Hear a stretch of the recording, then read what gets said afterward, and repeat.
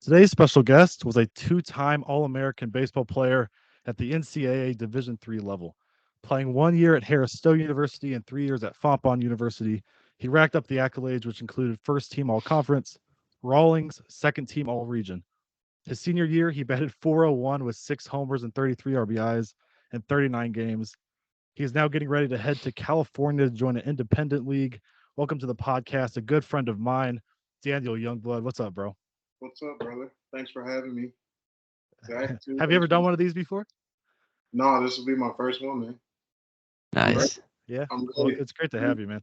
So we're gonna touch baseball. We're gonna touch, I don't know, upbringing, family life, off the field. That's what we like to do. We like to have our listeners kind of get a feel for what it's like being a college athlete, and now I guess pro athlete, right? Technically. Yes, I guess. Yes. That's awesome. So, but also like off the field type of stuff. So let's start with the beginning. Talk about your childhood, your upbringing, and then how did baseball become a thing? Um, I started playing baseball when I was 5 years old. I actually started playing basketball first. I'm always, we play basketball against each other. Mhm.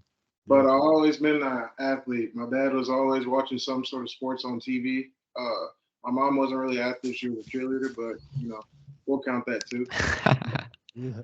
But yeah, so I started playing baseball when I was five, and I really I really just took to it. It was one of those things that I just love to do. Like I like basketball a lot, but I remember my dad throwing me tennis balls, and I'd always try to hit them over our house to the other side, so I could get them.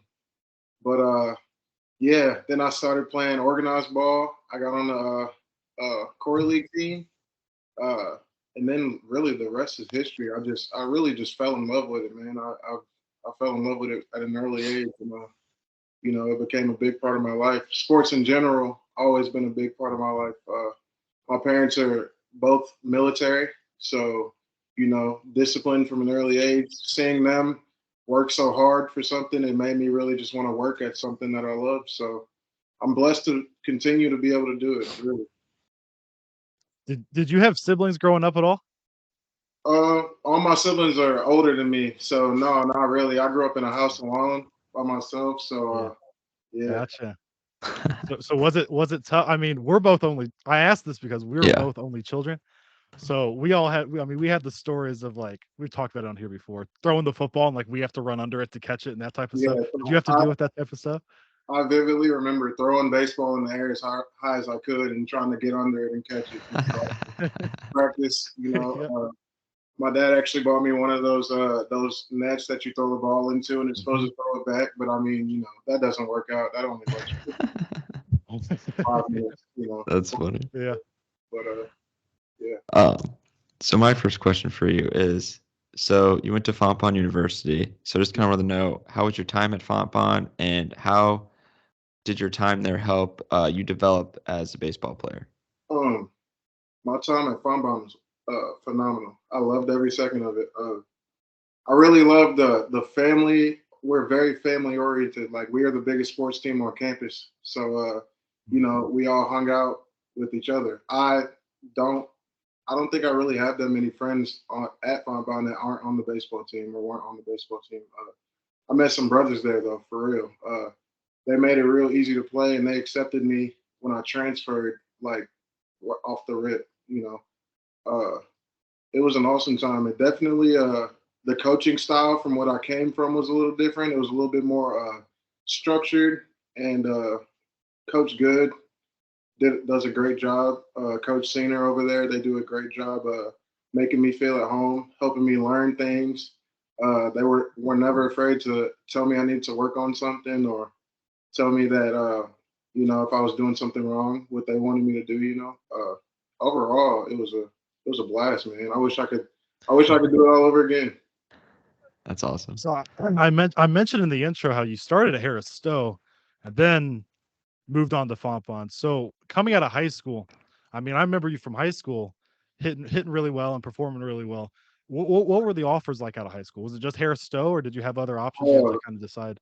so I didn't even. I had like one offer out of high school, and it was actually at a school in Chicago area in Deerfield, Trinity International, and that didn't even work out for me. So I actually ended up going to Harris Stowe, and I walked on, man. I walked on and I tried out there, and the coach at the time, Coach CJ Bilbrey, he was like, "Yeah, we got a spot for you. You come next year. You got a spot for you." And I actually ended up having to sit out my first year at Harris-Stowe because of something with an AIA messed up. So I had to sit out, and then I went back the next year, and I played a decent amount. And before I decided that it was time for me to move on and join Fontbonne. But Harris-Stowe is awesome too, man. I met some brothers there. So I got some of my best friends from Harris-Stowe. So it was an awesome time too. That's a crazy turnaround. I mean, you go from a walk-on to Harris Stowe to Yeah, now All-American, and now you're a pro baseball player. Man, that's a crazy story, that's bro. awesome. Yeah, Where man. is Harris-Stowe? It's right across the street from SLU. Oh, wow. Did That's not even funny. know that. People always ask me that forever. But Mhm, yeah, it's right mhm. across from SLU. Yeah. Oh, nice. So my next question, me and AJ were kind of talking about it, and we made some guesses on what you're going to answer. So we'll see if we're right or not. Whoa. Oh, where we at? Where we at? I don't know what just happened, but so my question is, we'll just go with it. If you were able to compare yourself to a current MLB player, who would it be and why? Compare myself to a current. Mm, I'd probably say. I'd probably say either Mookie Betts or I love Ronald Acuna. He's way better than I'll ever be, but I love Ronald Acuna. You mentioned Acuna. Yeah. Yeah. Yeah, I definitely love to model my game after him. He's awesome. He's awesome. So I'll probably So say, you play primarily outfield, correct? yes, sir. I play outfield full time now. Okay.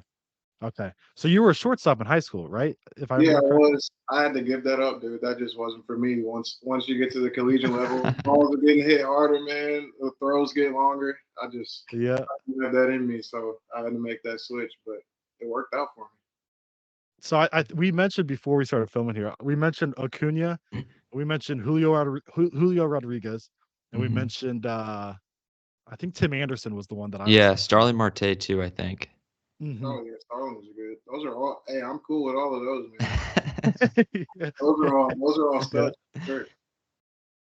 So I don't know if a lot of people know this. That I guess they don't know this. That don't know you, but you have your own fitness brand that you've kind of been building over the last couple of years here, Mastermind Athletics. And so after graduation here, did you have like a thought at all that baseball was over and pursuing that full time?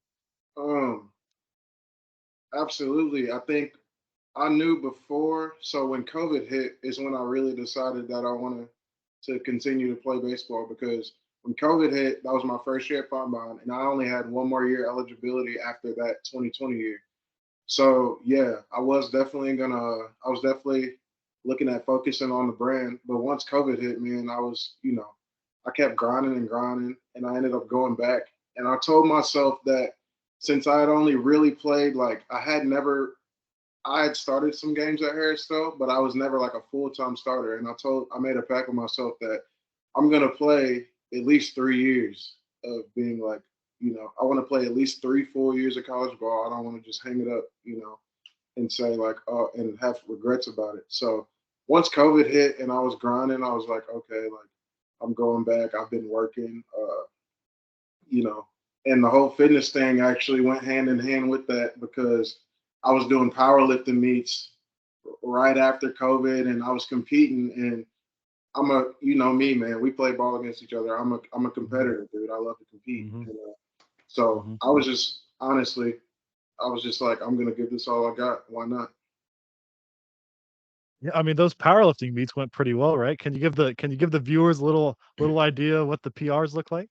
Um, 600-pound deadlift, 500-pound squat, and then 315 bench. I always wanted to get the bench up, but it is what it is. I guess. Yeah, yeah, yeah. No, that's tough, bro. That's crazy.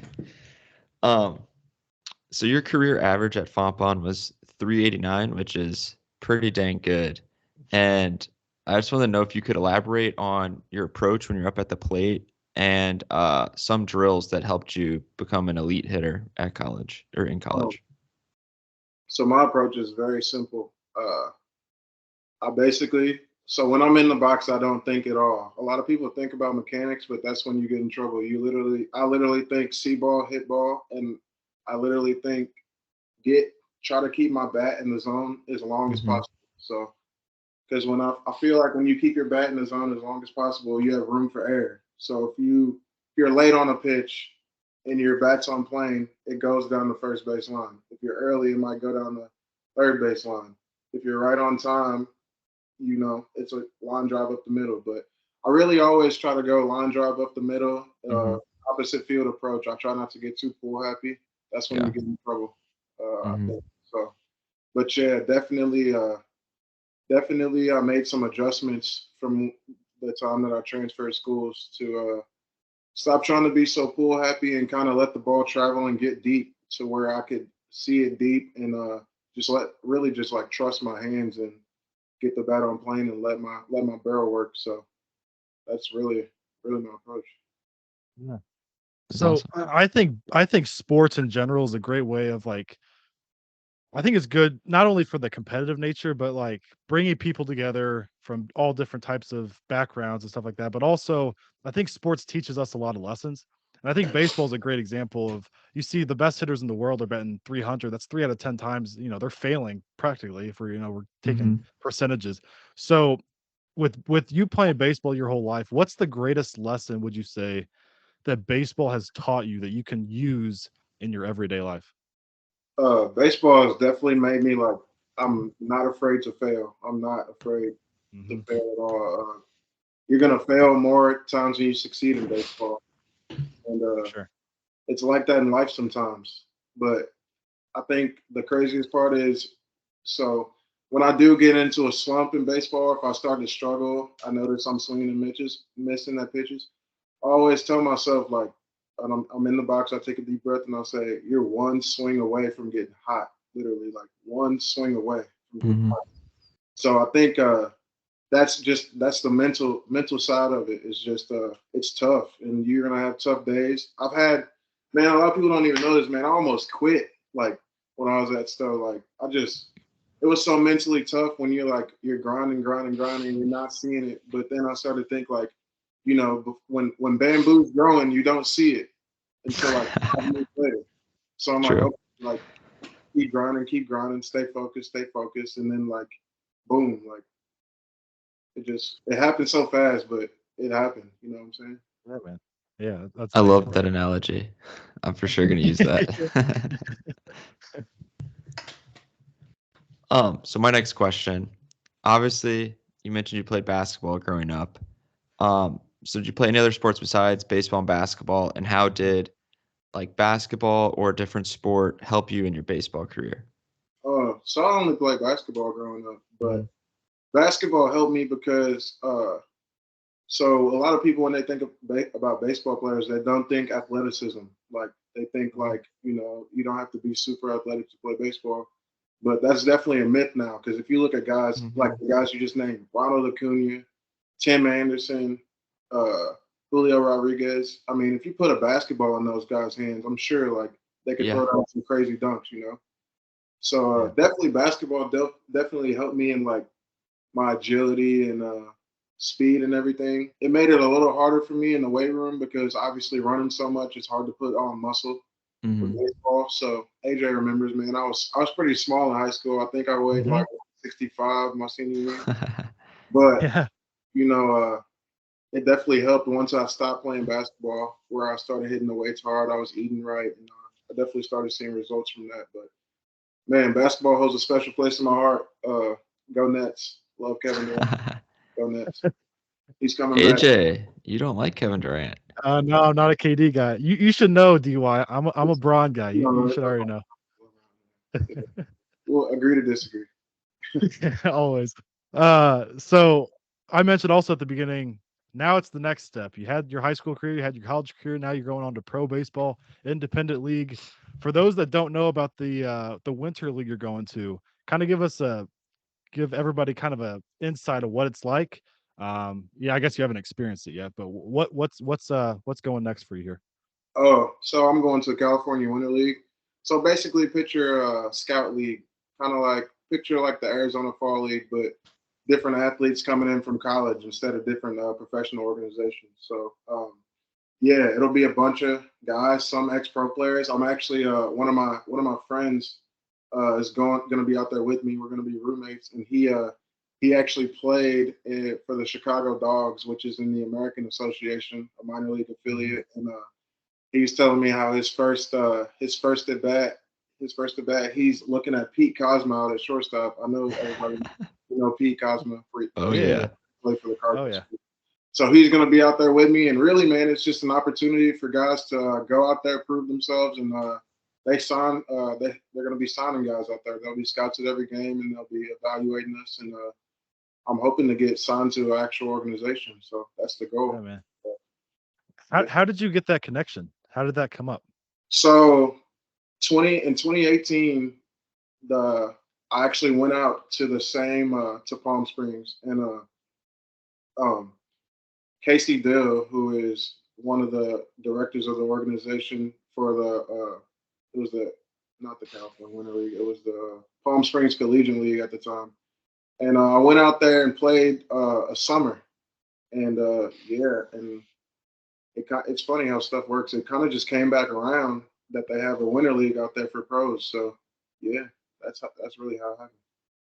Right. Man, baseball is one of those sports, I think, unlike any other sport where you can be kind of away from MLB completely, and then they'll sometimes, they'll find you. There's Yeah. so many independent guys that have made it. So I mean, keep working at that for real, man. Zach, you got one more for us here? I do. Um, so I have some like little cousins.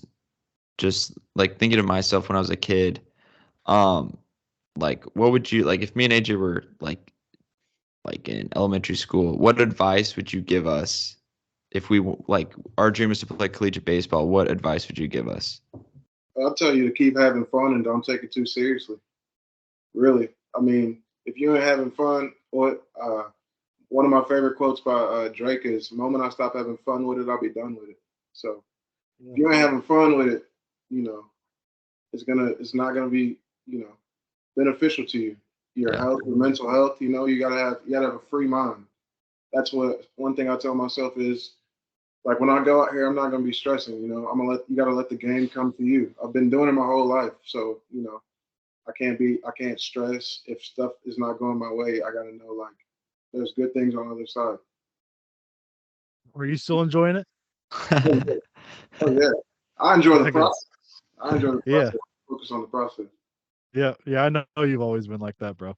So we've got some rapid questions and then one final question by me here. But the rapid questions, you already know. First thing off the top of your head that comes to your mind here. So being an outfielder, walk off homer, or would you rather have a game winning catch, rob one? Walk off, homie. Yeah, I had a feeling. I had a feeling. Good answer. What's your dream? What's your dream state to live in?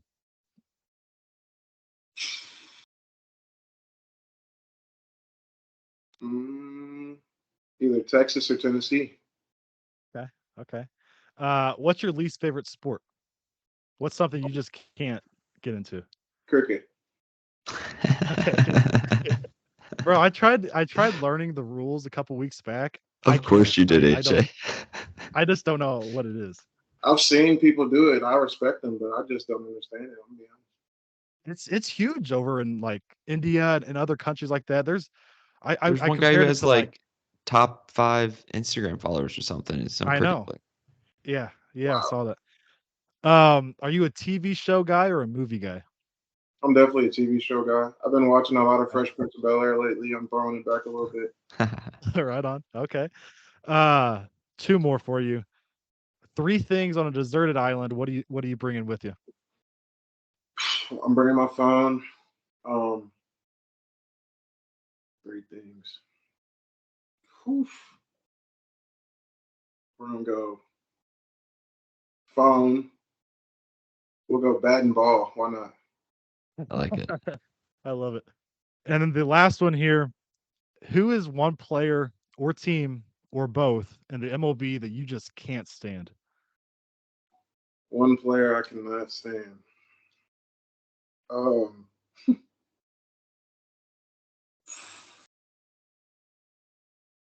that's a tough one. Oh, player I cannot stand. I'm not a huge Justin Turner guy. I agree with that. I'm not a huge Justin Turner guy. He also kind of dogged Mason Wynn. I wasn't very hmm but Yeah, Yeah. that ticked I'm me off. gonna go Justin Turner. I like the Dodgers, but I'm gonna go Justin Turner. He got traded, didn't Yeah, he's with the Yeah. Red Yeah. Sox. Yeah. he? Yeah. I'm not a fan. Yeah, we've talked about that Mason Wynn situation on here before. Yeah, we agree with you. So we like to end the interviews always we kind of did this already, but taking a look into our athletes' future career in the sport and also off the field. So what's next for Daniel Youngblood? I'm gonna stay on my grind, and I got some big goals in store for Mastermind too. Yeah. This year. So be on the lookout for that. I got some things in store, man. So it's gonna be good things, all good things. Right on, bro. Yeah, you got some merch out there too. So shout out Yes, Mastermind Athletics. I know you've been working on that for a while now, man. yes, sir. I appreciate it. But man, we can't thank you enough for joining Yeah, us. thank you so much. No, thank y'all, Love man. It's been a pleasure. Thank y'all so much, for real.